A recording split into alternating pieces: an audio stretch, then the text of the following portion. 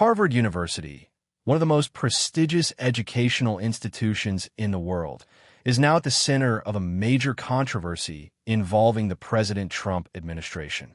Well, recently, Homeland Security Secretary Kristi Noem accused Harvard of fostering violence, antisemitism, and alleged coordination with the Chinese Communist Party. As a result, Harvard's ability to enroll foreign students under the F-1 and J-1 visa programs was revoked. This action was taken by the Trump administration against Harvard University, accusing it of not cooperating with the U.S. government, particularly regarding international students. The government has demanded more information about foreign students at Harvard, but the university refused, claiming that the move was illegal and an act of retaliation. The administration also accuses Harvard of supporting pro-Hamas sentiments and promoting divisive diversity policies. Because if you see last year, here are some visuals. Pro-Hamas protests were happening at Harvard University, and so many foreign students were stopping Israeli or Jewish students from entering the campus. Students were also demanding to boycott Israel and stop investments in Israel. And mind you, the majority of these students are not U.S. citizens. These are international students protesting in the U.S. Another one of the biggest controversies involves Harvard's alleged ties to China. The U.S. government claims that Harvard has worked with a banned Chinese paramilitary group called XPCC. The U.S. Treasury Department had sanctioned XPCC in 2020, meaning American institutions were not supposed to work with them.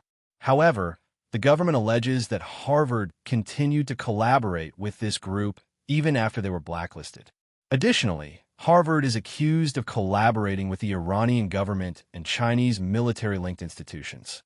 The House Select Committee on China, a U.S. congressional group, recently sent a letter to Harvard demanding more transparency about these partnerships. The committee claims that some Harvard researchers worked on projects funded by the Iranian government, violating U.S. sanctions.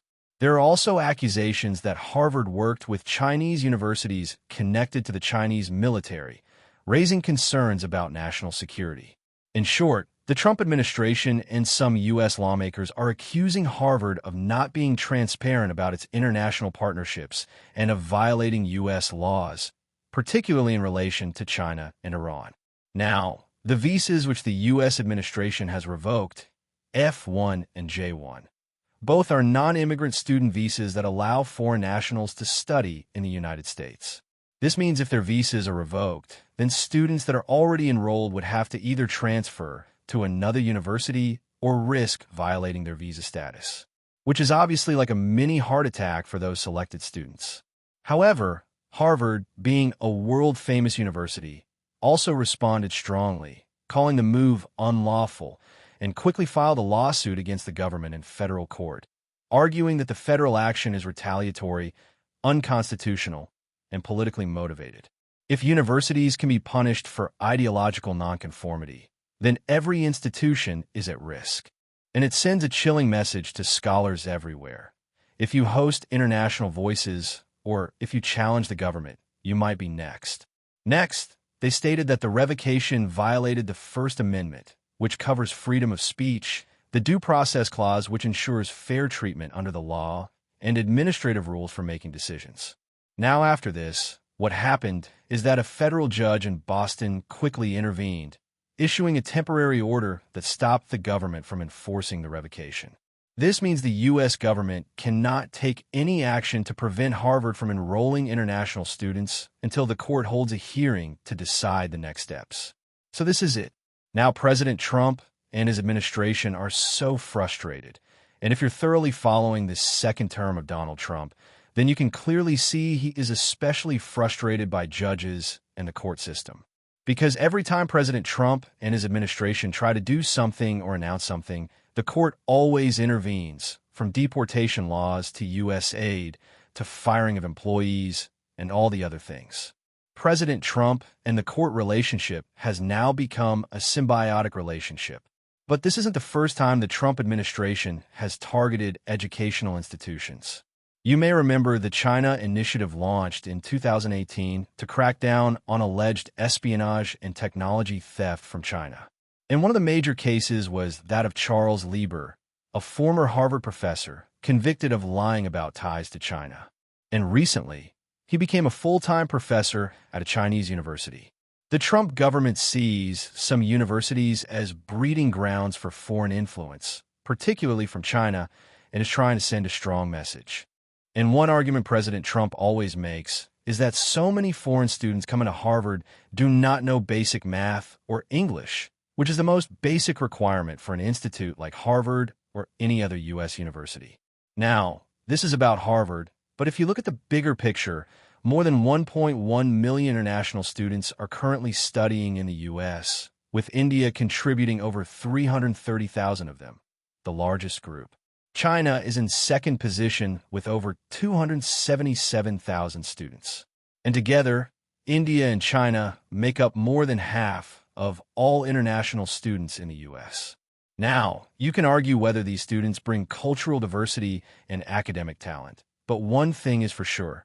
These students contribute over $43 billion to the U.S. economy annually and support over 378,000 jobs. This includes money spent on tuition, living expenses, and other costs, which is a massive amount.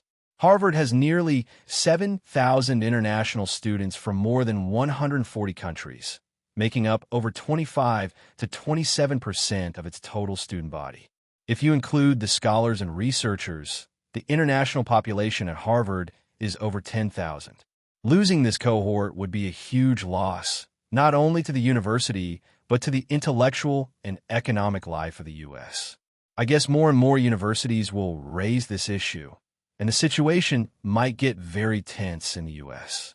And to be honest, if President Trump's administration really removes all the international students from the U.S., then Europe will attract all the genuine international talent.